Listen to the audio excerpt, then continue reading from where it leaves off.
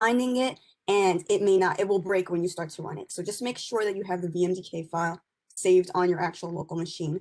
So just to make installation a lot easier. So what you first need to do is open up VirtualBox itself, then go up over here to the Tools tab and click on it. You'll see the menu options at the top change, and what you're going to do next is click on New. This will open up the wizard for basically installing a new virtual machine in it. So since we're working with Metasploitable version 2, you can name it whatever you want, but I personally, just for a naming convention, am going to name it Metasploitable 2. Next, you're going to choose the path of where you want to save this virtual machine. I already have my default one here. You can make this whatever you want. Just once again, make sure it's saved on your local machine and not in the cloud. Then, because Metasploitable is a Linux operating system, from the drop-down for type, you're going to select Linux. Next, for version, you're going to select Ubuntu 64-bit, because that's the type that it is. Once you have this all set up, you're going to click Continue. And please, if any of you fall behind during the installation process or have any questions, feel free to speak up or throw it in the chat, and we'll be happy to help you. For memory size, we're just going to keep it the default of 1024 megabytes. So from here, we're going to click Continue. And this is the part where we have to know basically where the VMDK file is. So from these list of options, you're going to select Use an existing virtual hard disk file. Now, it may not show up in this dropdown, so what you're going to have to do next is actually click this folder right here that says Choose a virtual hard disk file. From here, another dropdown menu is going to come up, but since we have never imported this Metasploitable VMDK file, we're going to click on Add Disk Image here. Next, the menus pops up that basically you need to find where it is you saved the VMDK file on your computer. Once again, just make sure it is on your local machine because it will run into issues if it's stored in the cloud. So mine is right here. You're just going to select it, make sure that's highlighted, and click Open. Once you do, you're just going to scroll all the way down to however long it is and make sure that you see that non-attached Metasploitable VMDK is there. You click on it to make sure it's highlighted, and then click Choose. Now it's selected and it's ready to be created. So go ahead and click Create, and boom. All the way at the bottom is the Metasploitable VM that we just opened up. So with that, now that it's installed, we have to just alter some of the settings. So make sure that's still clicked and go into Settings.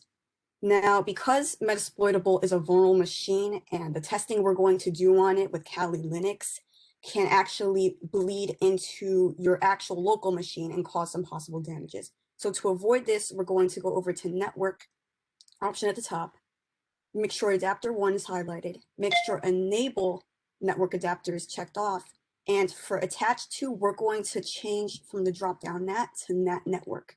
Now, what this does is make sure that the virtual machine will stay contained in VirtualBox. So it won't interact with your host local machine. It will only interact with the other virtual machines that you have, like over here in this category, in your actual VirtualBox. So limit any damage that could possibly leak out. And then the next thing we're going to do is click on Advanced drop-down. And for Promiscuous Mode, basically we're going to change it from Deny to Allow VMs. And as I explained, this will just make sure that the virtual machines will only be able to communicate. So Kali Linux and Metasploitable virtual machines will be able to talk to themselves, but not our actual computer.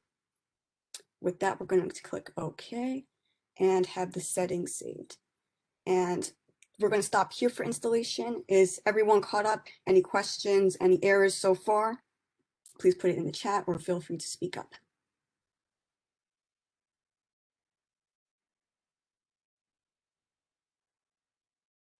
Okay, nothing so far, so I'll take it that everyone's good to go.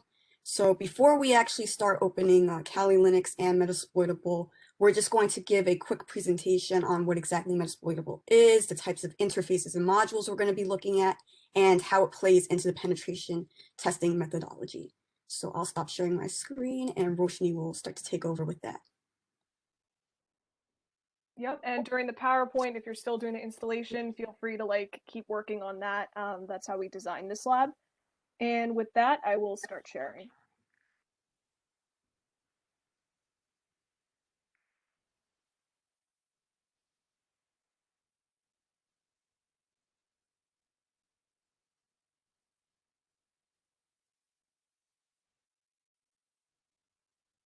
Oh, Nicole, you're muted.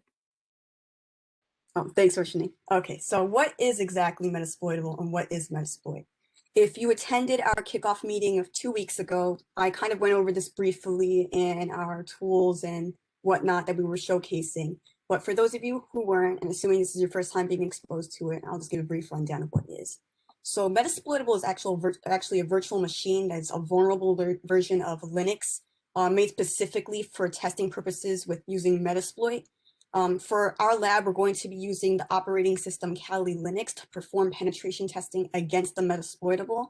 And Metasploit in itself is actually a framework. It's used to create security testing tools, exploit modules, and it creates basically a penetration testing system in general that's safe and secure for you to use certain tools, making your own or using those that are already created by other developers, as Metasploit is an open source software to perform penetration testing, which we will go over further on.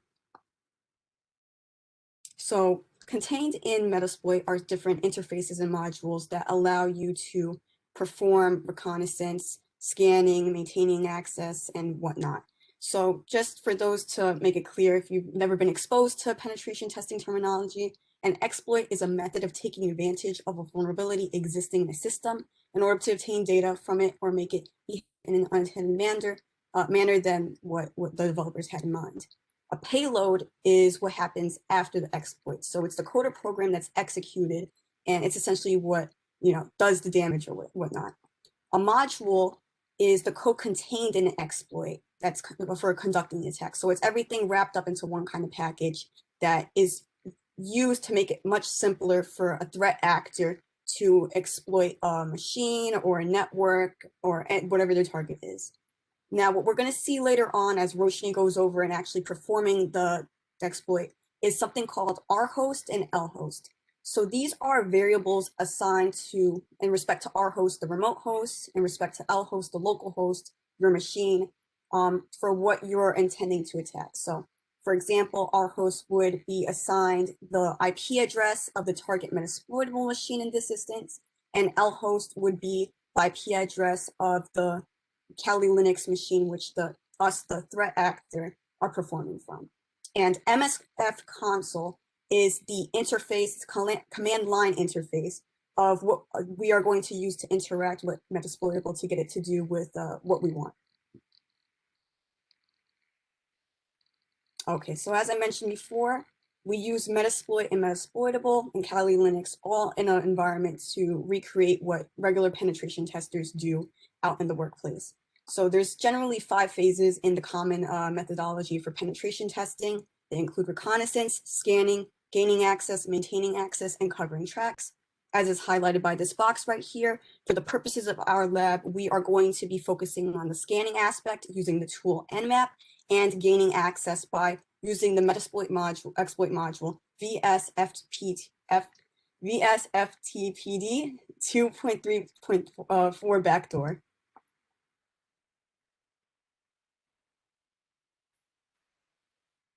Oh, wait, you're muting, Roshni. Sorry. Thank you.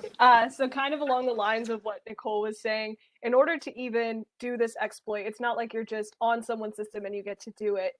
There's ways to get there. There's ways to learn about the system first. So that's when Nmap comes in. Basically, Nmap is a network discovery, I guess, software or service that really takes advantage of being able to send kind of IP packets creatively and with different flags set in order to extract information. So Nmap is the GUI version. We're going to be working with Nmap, which is the command line utility. And the info is literally limitless. You can see which ports are open and closed. You can see if there's a firewall, what operating system they're using, etc. So if you want to try this at home, please only scan Nmap on your own network or on like a special website that they created called scanme.nmap.org and just kind of test things out on there. So without kind of getting super in depth, basically ports are the reason why you can surf the internet, go on your St. John's email and do 10 other things. It's because these services are communicating via different ports. So the scans that Nicole is going to demonstrate include a few of these. I'll just go over a couple of them. So a TCP Act Scan is basically kind of the standard scan to get information about whether a firewall is, I guess you could say a firewall is blocking that port or not, which is really important to be able to see then if you can get into the network after. Other things include a TCP SYN scan, which is the classic scan sending SYN packets. Not sure if in your classes, but you'll be familiar with the TCP handshake. That's how two computers communicate with each other. So they send little SYN packets, which are kind of like open connections, basically. You can also specify the port you want to look at with -P, output the information wherever you want. And the most important command for our lab is version detection. You can't really do an exploit unless you know the vulnerabilities with the machine that you're trying to exploit. And to do that, we need to get some information about what version this actually is. So with that. Okay. And as you know, shown in this picture, these tools have real world effects. They can cause a lot of damages. So for the purposes of this demonstration, it's for educational purposes only. Please do not try this on any other system without explicit permission from the owner. And without further ado, we will get started. So Roshni, yeah, thank you. And I will start sharing my screen. Okay, so hope that you still have VirtualBox open. If you're not, just have that open up again. And as we discussed, you should have downloaded Kali Linux from the instructions we sent. Just have it already installed and set up. Just to go over quickly again, you're going to make sure to go to Settings, Network, and you just want to make sure that it's set to NAT network and allow VMs for promiscuous mode, because as I've mentioned before, this is how Metasploitable and Kali will be able to talk to each other. If this isn't set, then it just will not work, the exploit. So make sure you have those settings adjusted. And we will start Kali Linux and drop down to Metasploitable and start that as well. I had a question.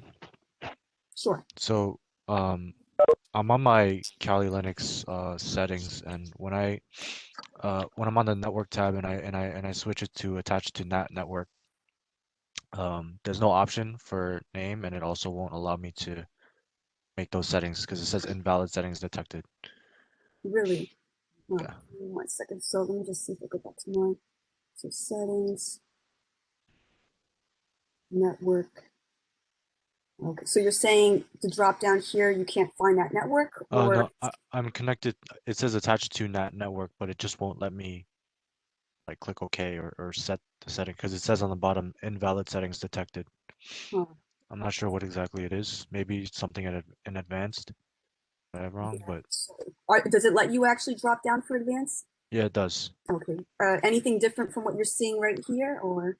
Yeah, I mean, I have everything about right. Okay, It's still won't allow me to finalize the settings. that's odd. Could you go to storage for me real quick? And for Sure. controller under SATA, is this, Mhm. well, it would be a different name, but essentially does it say Kali Linux.vdi? Yeah, it's Kali Linux. Yeah, VDI. Huh. Is this the same Kali distribution we sent out, or is this one you had prior to the meeting? This I downloaded this like a few months ago before the meeting, so it could be that. Gotcha. It could very well be that. What we could do just to kind of keep the presentation going on. Yeah. If you want to stay afterwards, I could definitely partner up with you and do some troubleshooting. But for Okay, now, sure. I guess just so we see what we're gonna be doing, I'll try Okay. to troubleshoot that with you afterwards. How's that sound? Yeah, that sounds good to me. All right, sounds good, Justin. Awesome. And yeah, I do remember when I was doing the settings, I had to create my own name for the NAT network. There was no like previous option either. But I yeah, see. thanks Okay. for like pointing out your issue. I hope like no one else is dealing with that. Yeah, not But we'll work it out. too. VirtualBox sometimes has certain issues with network settings. Literally, it could make or break a VM from what I've seen in the past. So yeah, we'll definitely partner up with you afterwards. Okay, thank you. Yeah, no problem.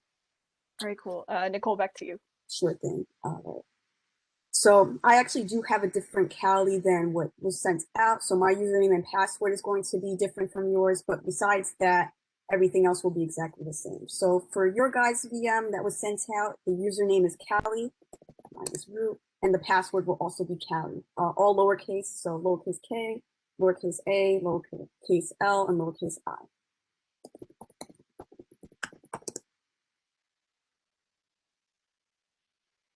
Okay, and for Metasploitable VM, it actually says it right here, log in with msfadmin as the username and msfadmin for the password. So I'm just going to go ahead and do that right now. And boom, we're in. Okay, so for the time being, we're going to just move Metasploitable to the side, and we're going to focus on Kali Linux. So is my screen size good for everyone? Can you basically see pretty clearly on the Kali Linux? Or I can make it bigger if that's better. Looks fine. Okay, perfect. So the first thing we're going to do is open up a terminal. So on the side banner should be listed there. If it's not, you could go to where show applications are. It's usually designated by a couple of boxes. Click on that, and you could just search for terminal. Already opened up, so that's where you can find it. We're also going to open up a file editor. So you're going to want to type in file, text editor, and it should pop up right here. So we're going to open one of those as well. Okay, just move this off to the side. This here. And I'll zoom into it. Okay, so the first thing we're going to do is find out the IP address for our Kali Linux machine. Once again, this is going to be what we're using to attack the Metasploitable and run the exploit that Roshan will be going into as soon as I set it. So we're going to run the command ifconfig in the terminal. Zoom in one more time. Sure.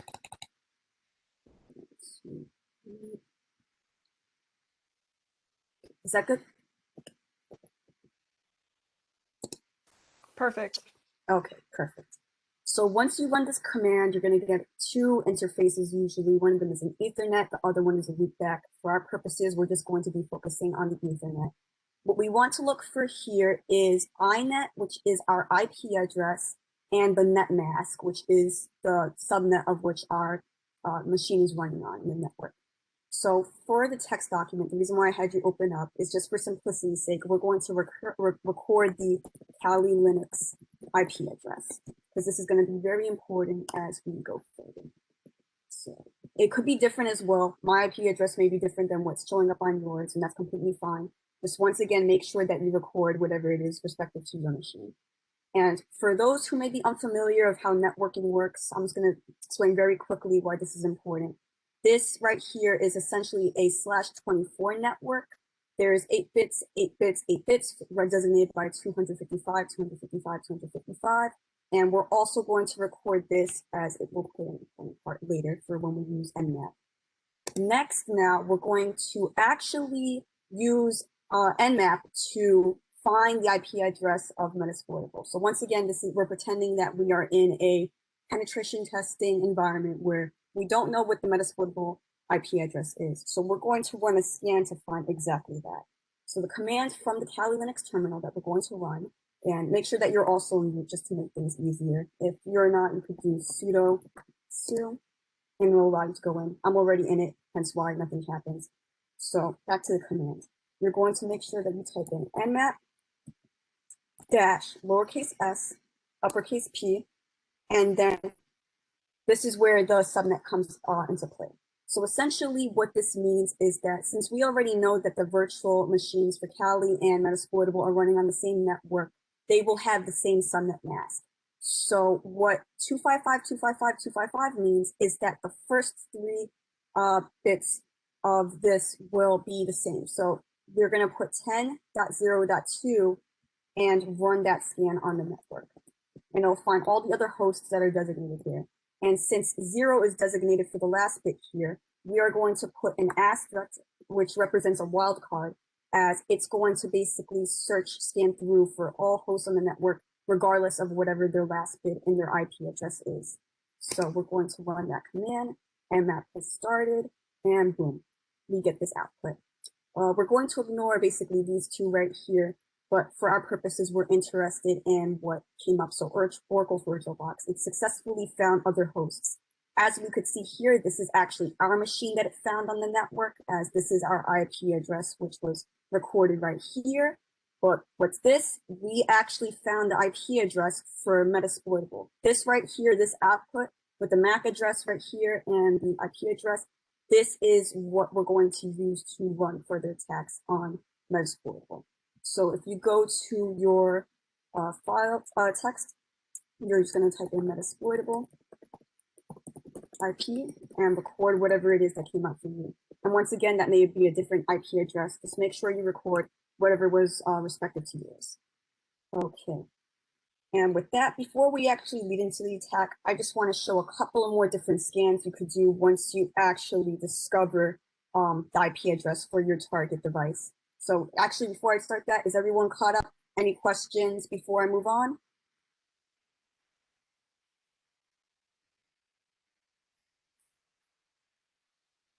Okay, you guys are good. So moving on, as Roshni said in her presentation, there are a ton of different scans that Nmap is able to perform. And because we only have one other host machine on our network, output will probably look about the same because we had nothing else configured. But all these different type of commands I'm going to show you guys will typically in a regular environment yield very different results. So the very first one I'm going to do is the TCP Acknowledgement Scan that Roshni talked about. So to perform this one, we type in Nmap dash lowercase s uppercase a and the IP address of our target, which once again, if we refer back to the text, is 10.0.2.13.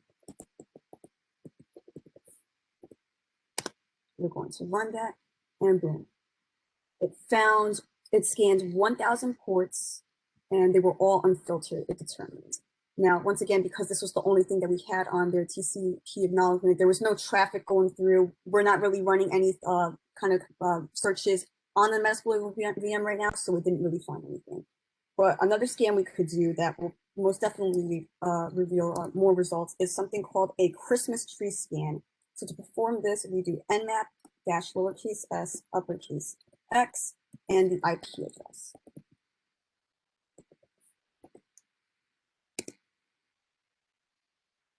And boom, as you can see, there's a lot more results that showed up for this time around. So for those who may be unfamiliar, a Christmas tree scan, literally denoted as XMAS, is a type of scan that when you, let's say, inspect a packet on Wireshark or any kind of other sniffing tool, you'll see a breakdown of bits and of categories inside the frames that were sent. So with this one, it sends a bunch of pings essentially that have it so that when you expand each collapsible part of the frame, it looks like a Christmas tree. So it's just a way of probing more into traffic being sent over the network. And as we could see here, a ton of different ports were found to be open. These ones are exactly filtered. And these are the services that are running on them. Some of these might be familiar: File Transfer Protocol, SSH, Telnet, SMTP, which is an email protocol, HTTP, which allows you to go on the web, and as such. So we're going to run a couple of more commands just to get a little bit more comfortable with using Nmap. Another type that we could do actually is one to show only open ports. So these appear to be the open ports, but we'll run another one. So you could do Nmap dash open and then IP address.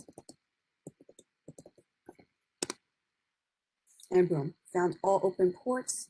For the most part, it seems that this was the same output it found before. And once again, if this was in a real environment, the results will usually vary. It's just that we only have one other host up on this network, so it'll usually yield the same exact thing. Another thing we could do is if we didn't want to have all the way up until the thousands of ports being scanned, we could actually specify the range that we want to do. So we could do that by doing Nmap dash IP address of our target host and dash P, and let's say if we want to do a range of 23 to 50 ports to scan. And boom, it did that. And from that range, it only found port 23 and 25 that was open. Okay, another thing we could do is, as you can see, this is a lot of output that's coming out. And let's say if we didn't want to have to keep scrolling up and down, or if we wanted to save this output and put it maybe into Wireshark or another sniffer or some other tool that will manipulate the data, we could save this as a file instead of copying and pasting just by actually running this command. So if we do Nmap dash lowercase o uppercase n. And first, before we do this, we want to see what directory we're in, just so we know we could find it. So by performing the command ls, this lists the directory we're in the command line interface. Just for simplicity's sake, let's do cd documents and fill that out. What this will do is change the directory location we are in the command line terminal to the documents folder. So press enter, and we could do pwd, which means print working directory, to see where we are, just to confirm. And we are in the documents folder. So whatever we save from running the nmap command, it will be found here. So to save the output for a scan, we could do nmap dash lowercase uppercase n. We could call it scan.txt. So this will be a text file. You can name it if you want, just for simplicity's sake, we'll be calling it scan. And put the IP address for the Metasploitable VM, our target. And boom. So all of this output right here will be now found in this directory. So if we do ls, there is scan.txt. And if we do gedit scan.txt, as you can see, it's successfully saved, and the entire output for every single port that we just found. So this is a neat way, it makes it centralized and easy to find. Okay, and so now the command that we've all been waiting for, as we performed other scans and we've seen that port 21 is running the service FTP, this is the port that we're actually going to be focusing our exploit on. However, we don't really have that much information just from this output. So let's say if you wanted to attack the FTP service running on it, it's good to know what exact version it is and what exact type of server that it's running on this. So what Nmap has is a neat feature to actually do version scanning. So to find out exactly what version of FTP we're working with, you could do the command nmap dash lowercase s uppercase v, the Metasploitable IP address. And because we know it's port 21, we could specify, as shown before, -p21. Let's see, do I do this? Okay, perfect. Yep. So the output right here shows port 21, TCP is open, the service running is FTP, and the version of the server running on this is VSFPTPD version 2.3.4. Now, from here, I'll let Roshni take it, and this is where we're going to get into the nitty-gritty of actually exploiting this port.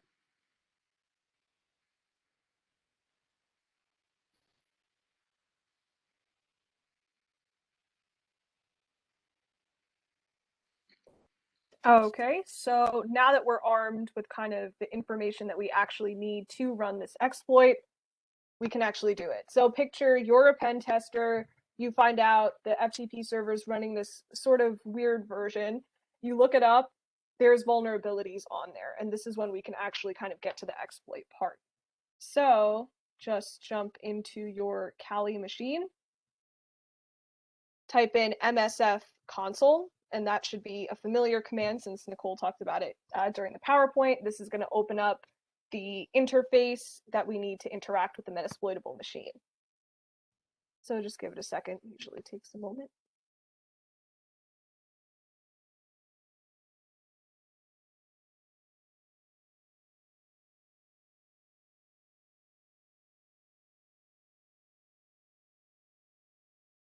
Taking slightly longer than usual. I will X out and try again.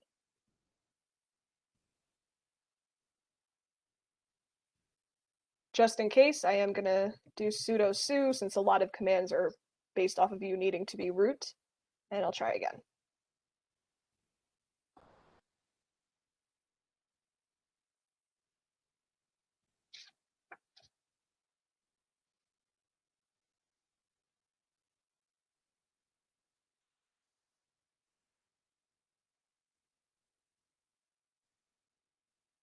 So strange. Nicole, you may need to take over.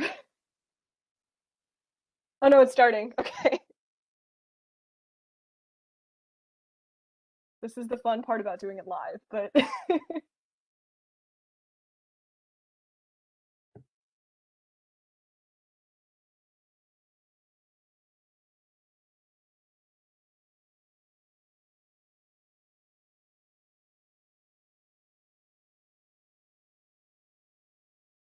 There we go, we're in. So it should kind of give like this cool sort of Metasploit, I guess, picture there. So this is kind of the script kiddie in us. We're going to use a pre-built command or set of codes that Metasploit already has to exploit the vulnerability in that version of FTP.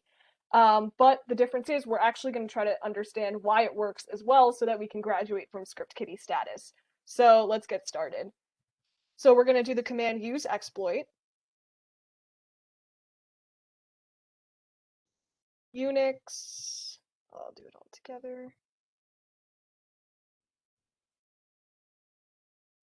Unix FTP VSFTPD version 2.3.4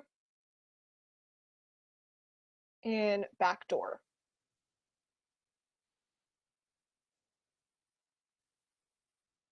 Use exploit FTP. Oh, oops, I spelled it wrong. Backdoor. Okay, cool. So we're in. So basically, this is called a Metasploit module, which is basically kind of like just a set of code instructions ready to go. So basically, we're kind of in the program right now. If you've ever taken like a programming class, we're basically in the program. So let's see. Let's show options and kind of see what we're working with in this pre-built module. So according to this, it looks like we do not have an IP address set up for our host, which makes sense. We never told it which machine to target. So we're going to do that now.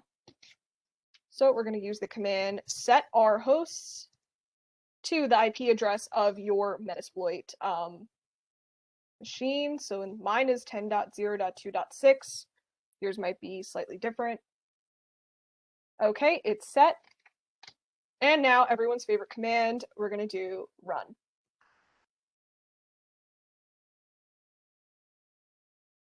Okay, and it found the shell. So just as a little bit of context, when we say backdoor, we basically mean we are into the system. We have access to their kind of command line interface and shell, which means you can basically do anything on their system. So just to make sure that we are truly in and Metasploit is not lying to us, I'm going to do who am I? I'm root. Okay, they already even gave us admin permission, so clearly the server was not set up correctly. Okay. Now I kind of just want to see what the IP address is, just to make sure we're truly in the system. And it actually says .2.6, which is the IP address that we were trying to get into. So technically, we could do anything in this system now. So one example of something that you could do is something called establish persistence. So before I get into that, are there any questions about kind of what I've done so far? We're only working in the Kali machine, but Metasploit should be open as well right now. If there are no other questions, then I can actually show you how to establish persistence. So let's see. I know this doesn't look much like a normal command line interface here, but it is indeed working. So first, I'm just going to do sudo su. It should be into the machine already since we're root. And then I'm going to do sudo user add. So now I'm going to add my very own user into this. And just pick any username. I'll just put hello everyone or hello y'all. Okay, so looks like it did something, but let's see if it actually worked. So at this point, I'm going to jump into the Metasploitable machine. I know it's a little tiny, but this part of the lab is quick. This is Oracle Box for you. So basically, I'm in the Metasploitable machine. I'm going to do just cd / because I want to just get out into the highest directory that I can. And then we're going to navigate to the etc. directory, so cd etc. Let's see what's in there. I see a password file. That looks good. So I'm going to do cat, which cat allows you to read basically whatever's in that directory. Password. Okay. And if you look at the bottom, you'll see that indeed we did add a user. I know it's very tiny, and it's called hello y'all. It's literally there, and it gave me, my own directory within home. It's all there. And the whole point of this is establishing persistence. This would not be something that a pen tester does, because the whole point is you do your job, you go home, awesome. But someone who has bad intentions would be able to establish a user, and now they could just log on basically normally because they have a user inside of the system. So that is a pretty dangerous thing to do. So with that, that is basically kind of a standard Metasploit exploit for you to be able to do. So with that, I will continue to share my screen and actually pass it back to Nicole to show you why this exploit even worked in the first place.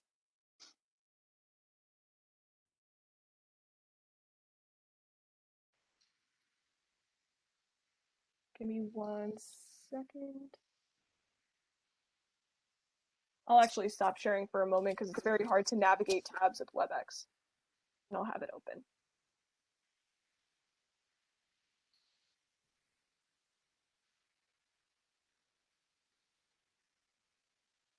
There we go.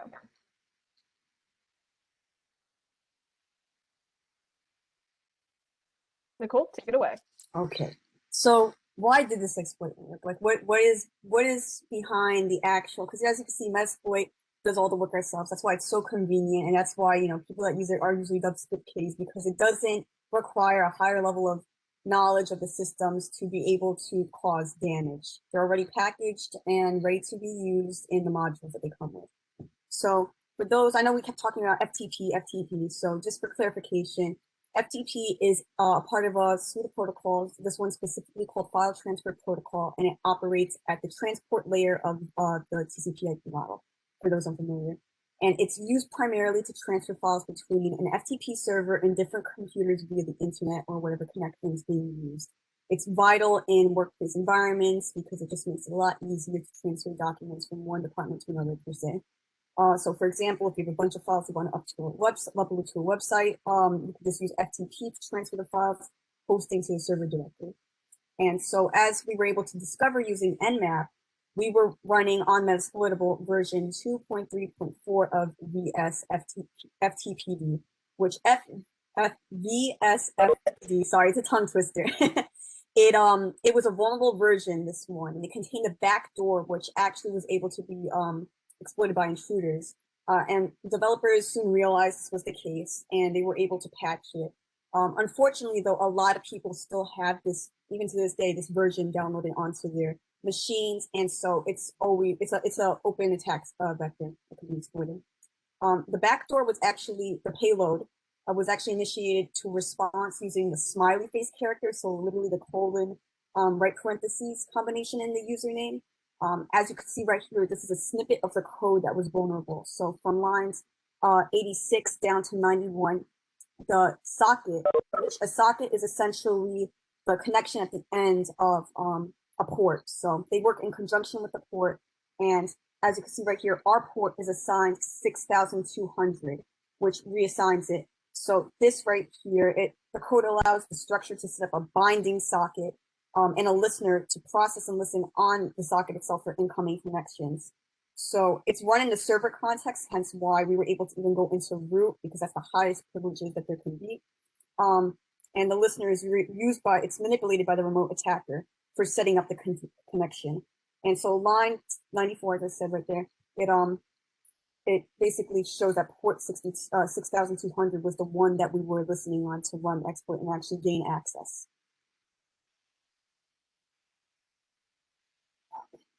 And for those interested in the source code itself, Metasploit, as I said, is open source. So all of it is available in a GitHub repository. So I'll actually put the link in the description for if anyone's interested in looking at more of the code, because this was only a couple of lines shown. Let me show you guys really the most important in relation to the lab. But there's tons of exploits out there that you guys could look into. I'm also going to drop all of the commands that we did today, because I know I used to miss commands all the time in these workshops, so I'm throwing that in the chat as well. But this will be up on YouTube too.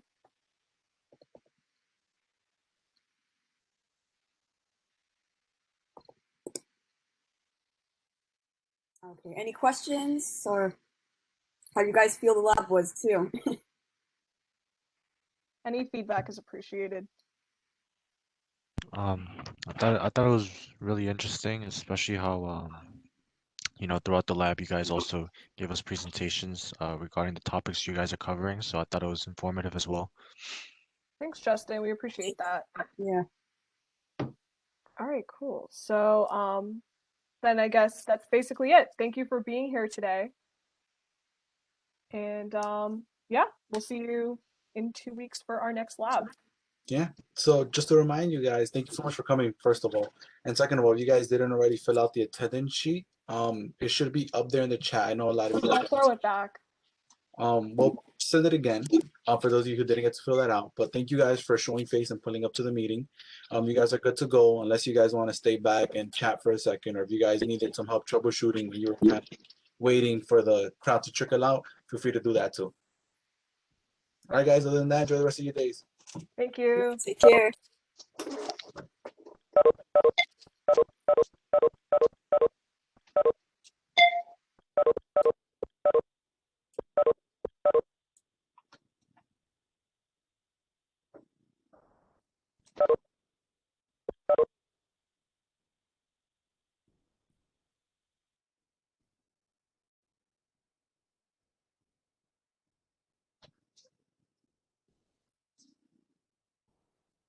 All right, Justin, I'm assuming you still want some help troubleshooting, right?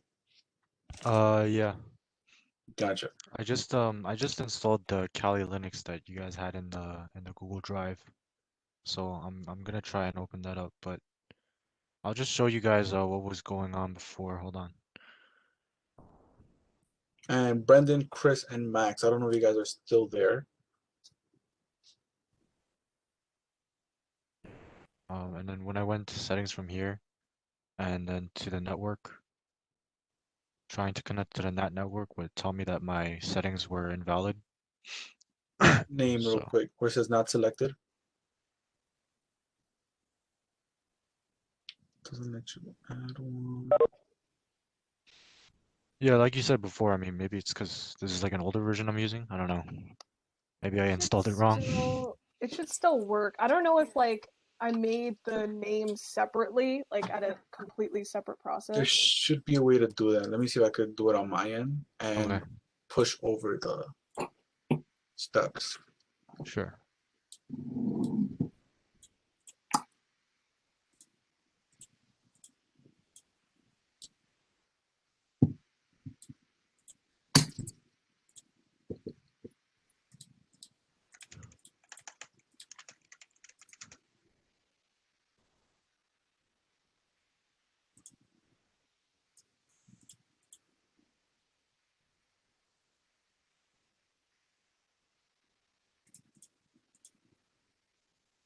Motion is still recording. I don't know if you want to Oh, stop oops, now. I'll stop it.